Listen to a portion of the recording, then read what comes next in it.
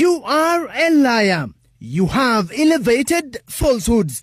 You thrive in evoking fear. Not my words, that of the charge describing President William Ruto. Rais Ruto ataendelea kupanda miti na Roslinda Soipantuya katika azma yake ya kuboresha misitu nchini na kupambana na tabia nchi. Hazungumzi bungeni lakini ana kelele mashinani. Chua kuwa Rais William Ruto na serikali yake ni guu moja guu pili. Kila mara iwapo hawako barabarani wanapaa angani. Karibu Kenya hakuna matata.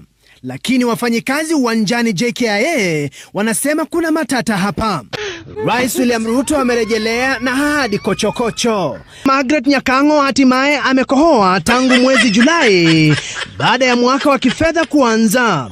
Ripoti ya Nyakango ikiwavua nguo baadhi ya magavana ambao kila kuchao kazi ni kufungua akaunti mpya za benki. Promise after promise. President William Ruto is back with promises. And how is my good friend Leto, by the way?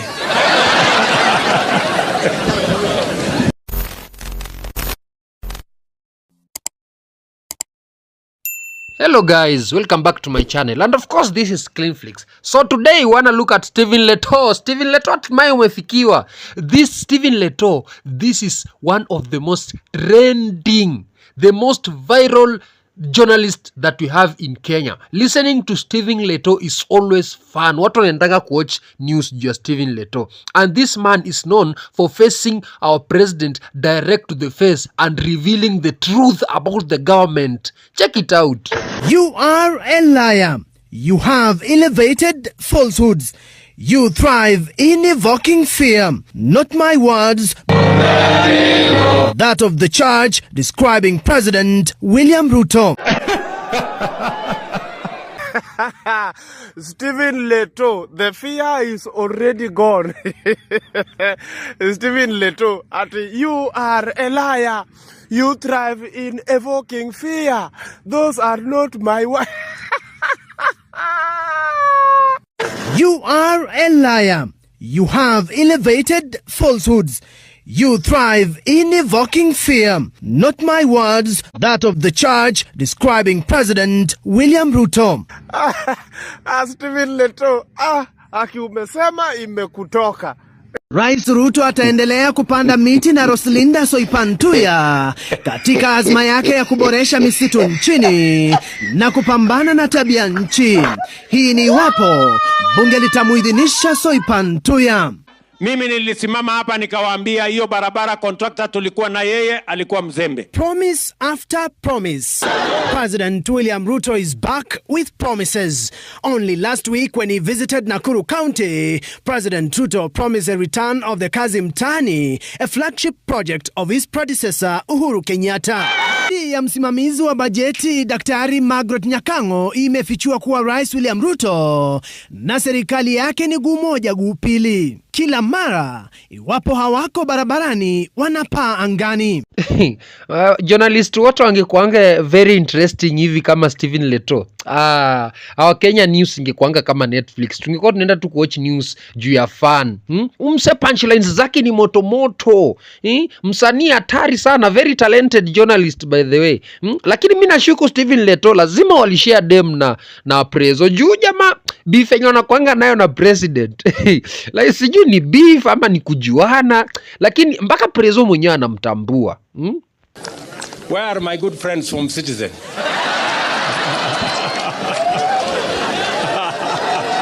Citizen.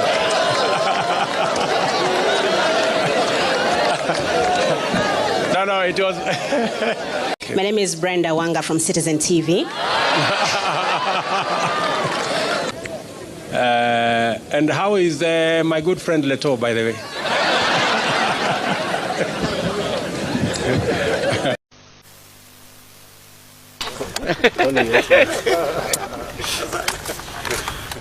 Men's conference imeendaje? So wawili itabidi kwanza tumwapigia research tujue washaishia madem juu Hii sasa hii. Lakini anyway, Stephen Letoo is not only known for facing the president direct to the face, but also the government. Tu jamaa fichangi, akiona kitu anayekanga wazi, na anatumianga misemo zingine na words zingine zenye zinafanya wase wana dive into it by facing the government direct to the face. Hazungumzi bungeni lakini ana kelele mashinani.